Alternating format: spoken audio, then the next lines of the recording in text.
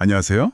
오늘 저희가 함께 살펴볼 자료는요, 올바른 생각과 행동에 대한 여러 질문, 그리고 그에 대한 답변들을 엮어놓은 기록입니다. 네. 이게 보니까 인간관계부터 시작해서 삶과 죽음, 운명, 상당히 깊은 주제들을 다루고 있더라고요. 네, 맞아요.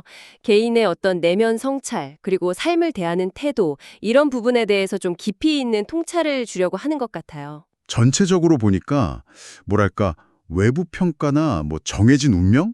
이런 것보다는 우리 내면의 상태, 그러니까 마음이 중요하다고 보는 관점이 일관되게 느껴졌어요. 맞습니다. 특히 그 겸손의 의미라든지 영혼은 다 평등하고 또 영원하다는 관점, 그리고 우리 행동의 결과, 이런 부분들이 좀 독특하게 다가왔습니다. 마음 상태가 근원이다, 이걸 계속 강조하죠. 네. 그 첫 질문부터 딱 그 마음 문제가 나오던데요. 어떻게 하면 사람들에게 호감을 얻을 수 있나? 이거였는데 답변이 재밌었어요. 아, 네. 그 호감을 얻으려는 마음 자체가 어쩌면 좀 자기중심적일 수 있다. 뭐 이런 지적이었죠. 맞아요. 그럼 이 자료에서 말하는 어떤 진정한 관계 맺음, 그 핵심은 뭐라고 봐야 할까요? 결국은 진정한 존경이나 연결은 자기를 막 내세우기보다는 좀 낮추고 상대방 입장에서 생각하는 그 겸손함, 거기서 시작된다고 말합니다. 아, 겸손함? 네, 뭐 지위나 명예에 기대는 태도는 오히려 사람들을 멀어지게 만들 뿐이다. 이런 이야기고요. 근데 그 겸손이라는 게 그냥 자신감 없고 자기를 낮추는 거랑은 좀 다른 거죠? 그렇죠. 그게 중요해요.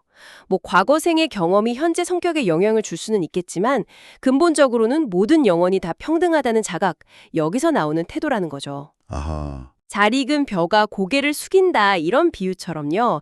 진짜 내면의 성숙이 자연스럽게 겸손으로 이어진다. 뭐 이런 메시지인 것 같습니다. 그 내면의 상태, 마음이 중요하다는 관점이 삶과 죽음 이런 더 근본적인 문제로도 이어지네요. 네. 특히 그 타마게루라는 일본어 표현 설명이 좀 독특했어요. 큰 충격을 받으면 영혼이 잠시 몸에서 나가는 듯한 그런 무의식 상태. 네, 맞아요.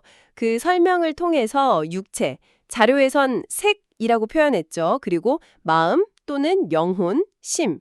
이게 본래 하나다, 색심불이다 이런 관점을 보여줘요. 색심부리. 네, 평소엔 하나지만 아주 큰 충격 같은 특정 상황에서는 이게 잠시 분리될 수도 있다. 뭐 이런 거죠. 흥미롭네요. 더 나아가서 죽음 이후에도 영혼은 없어지지 않고 영원하다.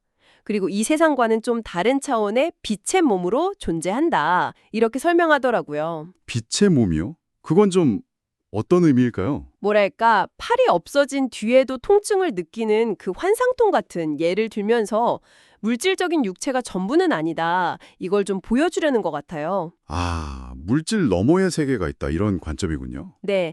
그래서 죽음을 맞이할 때 중요한 태도는 지나간 삶에 너무 집착하지 않고 그냥 담담하게 반성하는 거다. 이렇게 강조하고요. 영혼이 영원하고 마음 상태가 중요하다. 이런 관점은 그럼 우리 일상의 선택에도 영향을 미치겠네요. 맞벌이나 인공 임신 절절 같은 현실적인 질문도 있었죠. 그렇습니다. 맞벌이는 아이들이 어느 정도 좀 자란 후에 하는 게 좋고 그 과정에서 부부 간의 깊은 소통, 이해가 꼭 필요하다. 이렇게 조언하고요. 중절 문제는 좀 민감할 수 있는데 이 자료는 어떻게 보고 있나요? 중절 문제에 대해서는 이 자료에서는 이걸 태어날 아이의 영혼과의 약속을 깨는 행위다. 약간 이렇게 간주하는 시각을 보여줘요. 아, 약속을 깬다. 네. 뭐 중절된 아이의 영혼 자체는 사후 세계에서 보살핌을 받을 수 있다고는 하지만 그 결정과 행위 자체는 어머니의 몸과 마음에 어떤 영향을 미치는 결과를 낳을 수 있다. 이렇게 지적합니다. 결과가 따른다. 네. 그래서 설령 불가피한 상황이었다 해도 그 결정에 대해서 깊이 성찰하고 반성하는 게 필요하다는 점을 좀 강조하고 있습니다. 꽤 단호한 입장이네요. 혹시 예외적인 상황이라든지 다른 측면에 대한 이야기는 없었나요? 이 다료는 주로 그 행위 자체의 영적인 의미, 그리고 그 결과에 좀 초점을 맞추는 것 같아요. 개인적인 어떤 고뇌나 사회 경제적인 어려움, 이런 구체적인 상황에 대한 깊이 있는 논의보다는요, 영혼과의 약속이라는 관점, 또 그에 따른 결과, 사후의 성찰, 이런 측면을 더 중요하게 다루는 듯합니다. 그렇군요. 다시 그 마음의 중요성으로 돌아가 보면 운명이나 뭐 궁합 같은 점술에 대해서 좀 비판적인 시각을 보이는 것도 같은 맥락이겠죠. 네, 맞아요. 왜 점수를 피상적이라고 보는 걸까요? 점술은 사람의 마음, 그러니까 변화하고 성장할 수 있는 그 내면의 힘은 좀 간과하고 겉으로 드러나는 조건이나 정해진 틀, 여기에만 집중하기 쉽다고 지적해요. 아, 그래서 점수를 너무 믿어버리면 스스로 자기 가능성을 제한하게 될 수도 있다 이런 거죠. 그럼 타고난 조건 같은 건 아예 무시하라는 건가요? 그렇다기보다는 타고난 성향이나 환경 요인이 물론 있겠지만 이 자료는 마음을 제대로 알고 꾸준히 노력하면 그런 요소들을 충분히 극복할 수 있다 이렇게 강조해요. 원하는 관계나 삶을 만들어갈 수 있다는 거죠. 결국 외부 예측보다는 내면의 조화와 노력이 더 중요하다 이런 입장이군요. 네, 정확합니다. 마지막으로 다뤄진 그 영적 체험 사례들도 상당히 흥미로웠어요.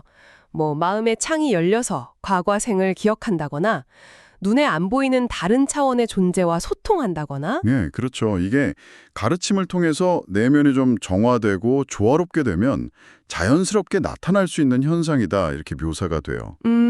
근데 재밌는 건 긍정적인 체험만 있는 게 아니라 소위 지옥령이라고 부르는 그 좀 부정적인 에너지나 낮은 차원의 영적 존재에 영향을 받는 경우도 같이 다루고 있다는 거예요. 아, 부정적인 영향도요? 네, 그런 부정적인 영향을 잘 분별하고 스스로를 정화하는 과정, 이것도 보여주면서 결국 어떤 영적 체험을 하든 자기 내면 상태를 바르게 유지하고 관리하는 게 얼마나 중요한지 이걸 다시 한번 강조하는 것 같습니다. 들어보니까 정말 다채로운 내용인데 결국은 말씀하신 대로 겸손하게 내면을 성찰하고 자기 마음과 행동에 책임지는 태도, 뭐 이런 하나의 큰 줄기로 연결되는 것 같네요. 맞습니다. 영혼은 영원하고 우리 마음 상태가 현실을 만든다는 관점.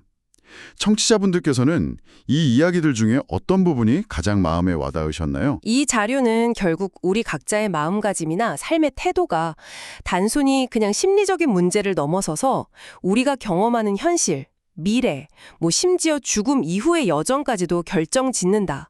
이런 좀 대담한 주장을 펼치고 있는 거죠. 그렇죠. 우리가 발딛고 있는 이 물질 세계 너머의 가능성, 그리고 우리 안에 있는 어떤 영원한 본성, 이런 것에 대해서 다시 한번 생각해보게 만드는 그런 질문을 던지는 것 같아요. 네. 오늘 함께 나눈 이야기는 여기까지입니다. 이 시간이 청취자분들께서도 자신의 내면을 잠시나마 좀 들여다보는 그런 계기가 되었기를 바랍니다. 네, 그러셨기를 바랍니다. 다음에 또 다른 흥미로운 자료로 찾아뵙겠습니다.